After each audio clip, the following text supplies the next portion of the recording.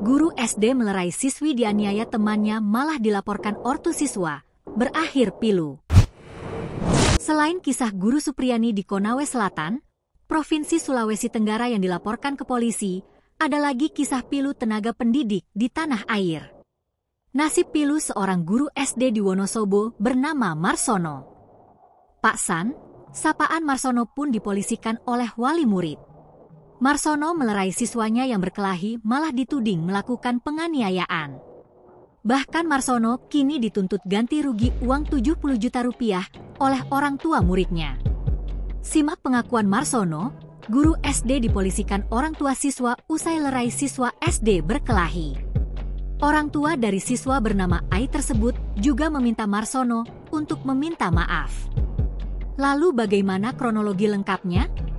Berdasarkan penuturan Marsono, peristiwa ini terjadi dalam perjalanan dari SDN 1 Wonosobo menuju alun-alun Wonosobo pada Kamis, 5 September 2024. Guru PNS yang sudah 13 tahun berkarir menjadi tenaga pendidik itu bercerita saat ia sedang mengajak anak-anak kelas 1 dan 3 SD untuk berolahraga. Jalan kaki ke alun-alun bersama murid-muridnya, Pak San terkejut saat mendadak ada teriakan di barisan siswa. Ternyata di momen itu ada insiden seorang siswa yakni Al sedang merebut bola teman perempuannya. Pak San juga semakin kaget saat melihat Al bersiap menghajar teman perempuannya. Spontan Pak San langsung menarik bahu Al dan memintanya untuk kembali ke kelas.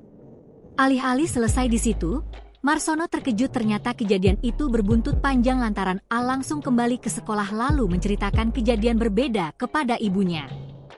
Kepada sang ibu, Al mengaku ia baru saja dipukuli oleh Pak San di bagian muka. Mendengar cerita putranya, ibunda Al berinisial As pun murka.